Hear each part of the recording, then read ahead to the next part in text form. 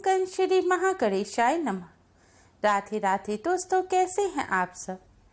दोस्तों, पितृपक्ष चल रहे हैं। पितृपक्ष में पितरों की आत्मा की संतुष्टि के लिए श्राद्ध और तर्पण किया जाता है, जिससे पितर खुश होकर अपनी संतान को आशीर्वाद देते हैं।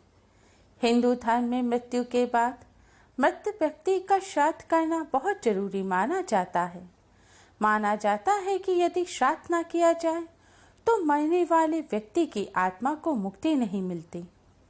पितृपक्ष में पूर्वजों की आत्मा की शांति के लिए दान, पुण्य, श्राद्ध, तर्पण, पूजा पाठ किए जाते हैं, ताकि हम पर पूर्वजों की कृपा बनी रहे।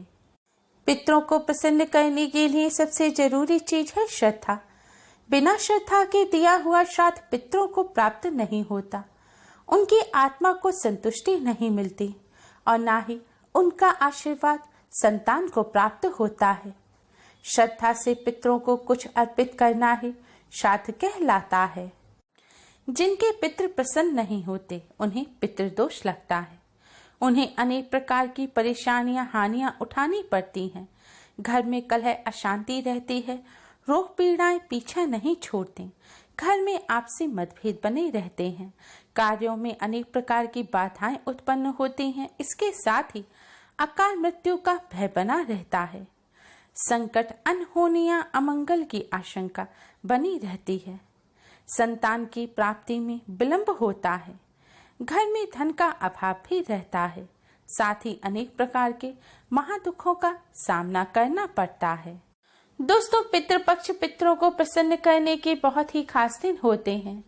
इन दिनों में आप एक छोटा सा उपाय करके भी पितरों को प्रसन्न कर सकते हैं और पितृदोष से मुक्ति पा सकते हैं।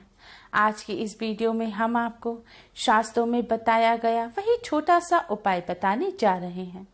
इस उपाय को करने से निश्चय ही आपको पितृदोष से मुक्ति मिल जाएगी। साथ ही आपके कितने भी बड़े शत्रु हों वह भी सब शांत हो जाएंगे। यह उपाय न केवल आपको पितृदोष और शत्रुओं से छुटकारा दिलाएगा, साथ ही शनि दोष और कालसर्प दोष से भी राहत मिलेगी और सभी प्रकार के संकट दूर हो जाएंगे। पितृदोष पितृ आशीर्वाद में बदल जाएगा। दोस्तों, इस उपाय को सही प्रकार से करने के लिए आप हमारे इस वीडियो को अंत तक अवश्य ही देखें। अगर आपने हमारे चैनल को अभी तक सब्सक्राइब नहीं किया है तो जल्दी से हमारे चैनल को सब्सक्राइब कर लें और बेल आइकन को हिट अवश्य ही करें, जिससे हमारी सभी नई वीडियोस की नोटिफिकेशन आपको फ्री में सबसे पहले मिल पाए। तो आइए दोस्तों, जानते हैं इस उपाय के बारे में। वैसे तो इस उपाय को आप पितृपक्ष में किसी भी दिन कर सकते हैं, लेकिन पितृपक्ष के शुक्रवार, शनिवार और अमावस्या के दिन इस उपाय को अवश्य ही करना चाहिए। उपाय करने के लिए स्नान करके स्वच्छ वस्त्र धारण करें। इसके बाद आप अपनी रसोई घर की सफाई करें। फिर आप स्वच्छ जल से आटा मढ़ें। आटा आपको बिना नमक मिर्च का मढ़ना है। बिल्कुल आपको प्लेन आटा मढ़ना है। आटा मढ़ने के बाद आप सबसे पहले रोटियां बनाएं।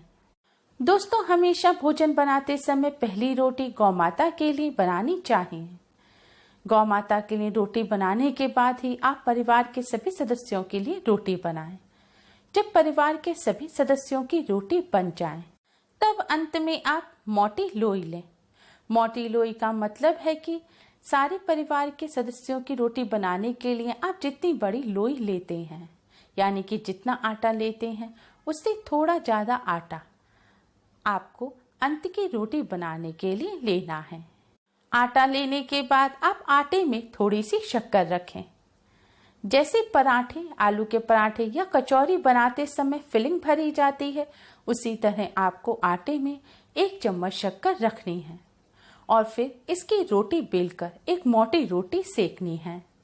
जब ये मीठी रोटी तैयार हो जाए तब आप इस रोटी को एक प्लेट में रख लें और इस रोटी के ऊपर आप सरसों का तेल लगा दें। अब इस प्लेट को अपने मंदिर के सामने ले जाकर खड़े हो जाएं और भगवान श्री गणेश, भगवान विष्णु, माँ लक्ष्मी जी और पितृदेव को प्रणाम करें और सभी कष्टों और संकटों को दूर करने की प्रार्थना करें। शनिदेव को प्रणाम करें और शनि दोष को दूर करने की प्रार्थना करें।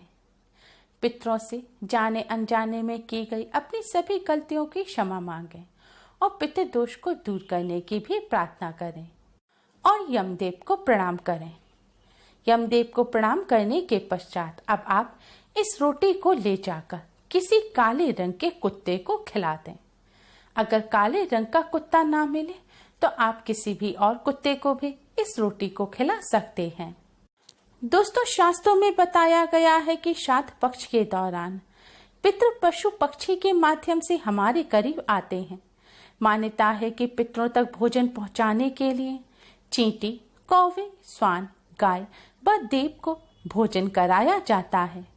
यह भी मान्यता है कि यह पांचों पंच तत्व के भी प्रतीक हैं।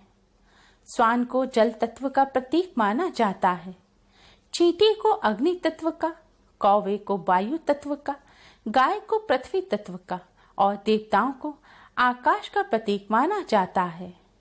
इसलिए पितरों का श्राद्ध करते समय हम पांचों को आहार देकर पंच तत्वों के प्रति आभार प्रकट करते हैं। पंचबली का एक भाग स्वान को खिलाया जाता है। दोस्तों, स्वान को यमराज का पशु माना जाता है। माना जाता है कि यमराज के अपने 2 स्वान हैं जिनका नाम श्याम और सबल है। इसलिए श्राद्ध पक्ष में स्वान को भोजन कराने से यमराज प्रसन्न होते हैं।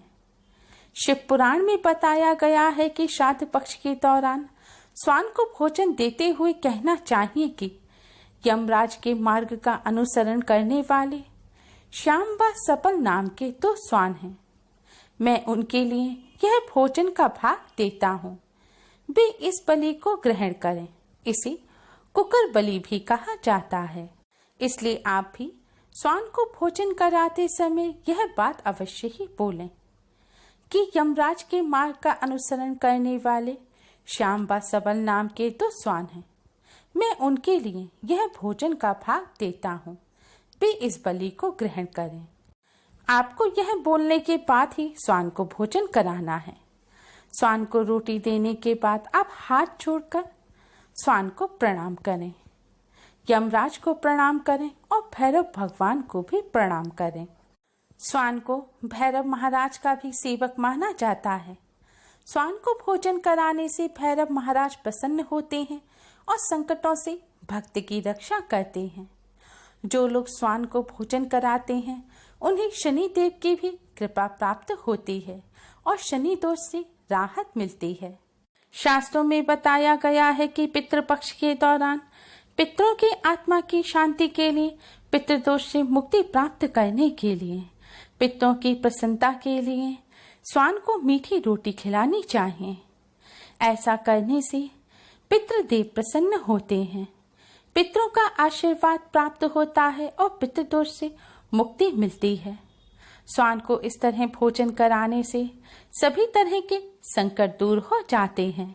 दोस्तों, हो सके तो पितृपक्ष में रोजाना आपको स्वान को इस तरह भोजन अवश्य ही कराना चाहिए। स्वान का बहुत महत्व शास्त्रों में बताया गया है। माना जाता है कि स्वान आपको राजा से रंक और रंक से राजा बना सकता है। स्वान को रोटी खिलाने से दुश्मन आपसे दूर रहेंगे। स्वान को प्रतिदिन भोजन देने से जहाँ दुश्मनों का भय मिट जाता है, वहीं व्यक्ति निडर भी हो जाता है। माना जाता है कि जो व्यक्ति अपने घर में स्वान को पालते हैं, यानी कि कुत्ते को पालते हैं, कुत्ता उस घर के रोगी सदस्य की बीमारी अपने ऊपर ले लेता है। दोस्तों, स्वान को भोजन कराते समय इस बात का विशेष ध्यान रखें, हो सके तो पितृपक्ष में दोपहर के समय, यानी कि दोपहर 12 बजे से 1 बजे के बीच में ही आप स्वान को भोजन कराएं, क्योंकि यह समय पितरों का समय होता है। इस समय स्वान को भोजन कराने से पितृ बहुत जल्दी प्रसन्न हो जाते हैं। इस उपाय को करते समय आपको इस बात का भी विशेष ध्यान रखना चाहिए, आपको स्वान का कभी भी अनादर नहीं करना चाहिए। जैसे कुछ लोग होते हैं जो रास्ता चलते कुत्तों के ऊपर पत्थर फेंकते हैं या फिर अपने घर में कुत्ते पालते तो हैं लेकिन उन्हें लात से मारते हैं। ऐसा भूलकर भी नहीं करना चाहिए। जो व्यक्ति ऐसा करता है उससे यमराज और भैरव महाराज नाराज हो जाते हैं। उम्मीद है आपको हमारी ये वीडियो पसंद आई होगी। प्लीज लाइक करें। हमारी इस वीडियो को अपने फ्रेंड्स और रिश्तेदारों में ज्यादा से ज्यादा शेयर करें जिससे वह भी इसका लाभ उठा सकें। हमारी और भी वीडियोस के लिए हमारे चैनल को सब्सक्राइब करना ना भूलें। Thanks for watching. Radhe Radhe.